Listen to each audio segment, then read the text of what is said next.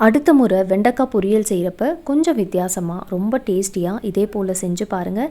ரொம்ப ஈஸியான ரெசிபி, கண்டிப்பாக செஞ்சு பாருங்கள். இப்போ ஃபஸ்ட் என்ன செய்யலான்னா ஒரு மசாலா பொடி ரெடி பண்ணிக்கலாம்.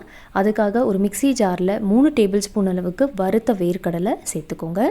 அடுத்ததாக தேங்காய் சேர்த்துக்கலாம். 2 டேபிள் ஸ்பூன் அளவுக்கு தேங்காய் சேர்த்துக்கோங்க. நீங்கள் கட் பண்ணிவிட்டு சேர்த்துக்கலாம், இல்லைனா திருவிட்டு கூட சேர்த்துக்கலாம். அடுத்ததாக பார்த்திங்கன்னா 1 டேபிள் ஸ்பூன் வெள்ளை எள்ளு சேர்த்துட்டு 1 டீஸ்பூன் சோம்பு சேர்த்துக்கோங்க. சோம்பு வந்து கண்டிப்பாக சேர்த்துக்கோங்க, ஸ்கிப் பண்ணாதீங்க. இப்போ இதில் வந்து 1 டீஸ்பூன் மல்லித்தூள் சேர்த்துக்கலாம். அடுத்ததாக 1/2 டீஸ்பூன் மஞ்சள், 2 டீஸ்பூன் அளவுக்கு மிளகாய்த்தூள் சேர்த்துக்கலாம்.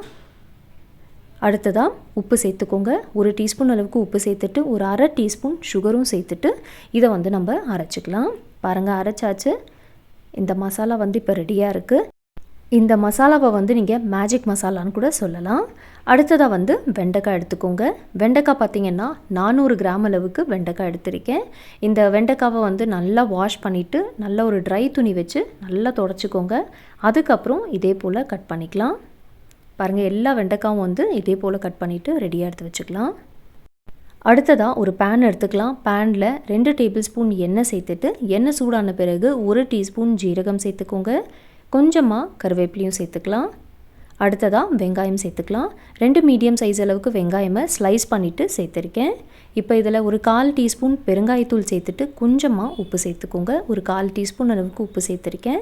இப்போ இதை வந்து நம்ம நல்லா வதக்கிக்கலாம்.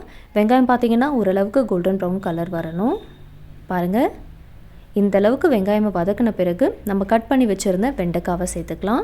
வெண்டைக்காவை சேர்த்துட்டு இதை வந்து நம்ம மீடியம் ஃப்ளேம் வச்சுட்டு நல்லா ஒரு முறை மிக்ஸ் பண்ணிவிட்டு நல்லா வதக்கிக்கோங்க. இந்த வெண்டைக்காய் பார்த்திங்கன்னா ஒரு 70% நல்லா குக் ஆகணும். ஸோ இதை வந்து மூடிலாம் வைக்கக்கூடாது, கவர் பண்ணாமல் அப்படியே வந்து மீடியம் ஃப்ளேம் வச்சுட்டு நல்லா வதக்கிக்கோங்க. அப்பப்போ நீங்கள் மிக்ஸ் பண்ணிகிட்டே இருக்கணும். பாருங்கள், இந்த வெண்டைக்காய் பார்த்திங்கன்னா ஓரளவுக்கு நல்லா வெந்தாச்சு. ஒரு 50% வெந்திருக்கு. இப்போ இன்னும் ஒரு 30% வேகட்டும். அப்பப்போ நீங்கள் வந்து இதை வந்து மிக்ஸ் பண்ணிகிட்டே இருக்கணும். பாருங்கள், இப்போ நல்லா வெந்தாச்சு. ஒரு 70% வெண்டைக்காய் வெந்துடுச்சு. இப்போ இந்த ஸ்டேஜில் வந்து நம்ம அரைச்ச மசாலா பொடி இருக்குல்ல, அந்த மசாலா பொடியை சேர்த்துக்கோங்க. சேர்த்துட்டு நல்லா ஒரு முறை கலந்து விட்டுருங்க. மீடியம் ஃப்ளேம் வச்சுட்டு இதெல்லாம் செஞ்சுக்கோங்க.